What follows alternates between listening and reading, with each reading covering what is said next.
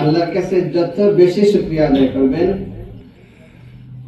আল্লাহর হামদ প্রশংসা করে তো আমরা শেষ করতে পারবো না। এত ইহসান, এত অনুগ্রহ আমাদের উপর।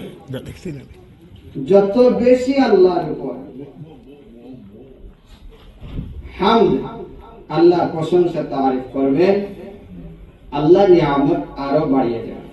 কিয়ামতের দিন সর্বপ্রথম যাদেরকে ডাকা হবে তারা হবে যারা দুনিয়াতে বেশি বেশি আল্লাহ তারিফ করত, প্রশংসা করত। এজন্য আল্লাহ পাকের শুকরিয়া আদায় করা মুমিন মুসলমান, আমাদের ইমানি পরীক্ষা তো হবেই। আমাদের আগে আসাদুন নাসি বালাআন আল আম্বিয়া সুম্মাল আমসাল ফাল আমসাল। নবীরা আল্লাহর সবচেয়ে কাছের মানুষ ছিলেন, বেগুনা মাসুম ছিলেন। নবীদেরও পরীক্ষা দিতে হয়েছে কদমে কদমে।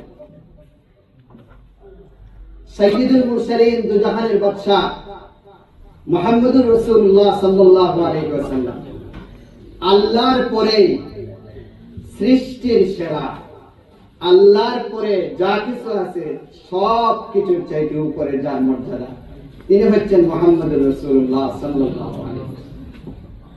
মুহাম্মদুর রাসূলুল্লাহ সাল্লাল্লাহু আলাইহি ওয়াসাল্লামকে কদমে কদমে, প্রতিটা মুভমেন্ট, প্রতিটা মুহূর্তে এই দুনিয়াতে এক্সাম দিতে হয়েছে।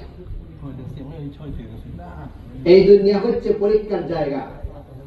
এজন্য আমাদের কিছু কষ্ট মুসিবত আসতেই পারে, বাট তখন যদি আমরা যে কোনো হালতে, মানুষ হিসাবে তো আমরা দুর্বল, কিন্তু যদি আমরা আল্লাহর তারিফ করতে পারি, প্রশংসা করতে পারি, তাহলে আল্লাহ সুবহানাহু ওয়া তাআলা সন্তুষ্ট হয়ে এই মুসিবত দূর করে দেন।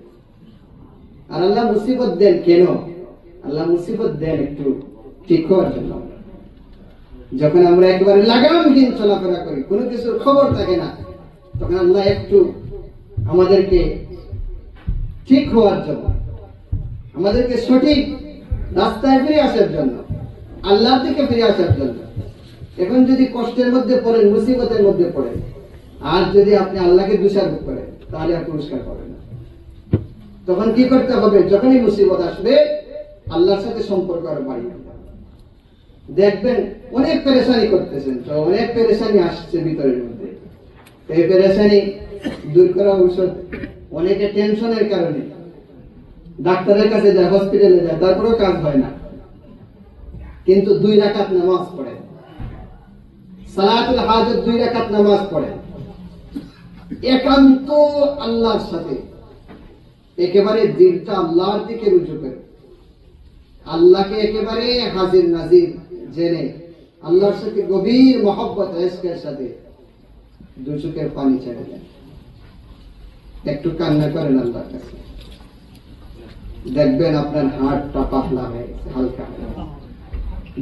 যেটা আপনি হসপিটালে গিয়ে বড় ডাক্তার দেখানোর পরেও এইরকম শান্তি পাবেন না, চিকিৎসা হওয়া সম্ভব না এগুলা।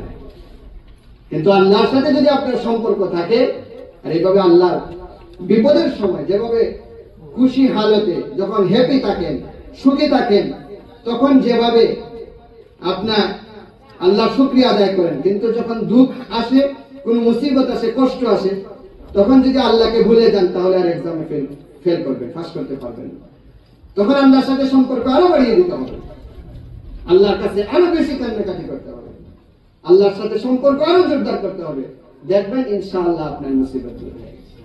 এজন্য সর্বাবস্থায় আমরা কি করবো? আল্লাহ সুবহানাহু ওয়া তাআলা প্রশংসা করবো, শুকরিয়া।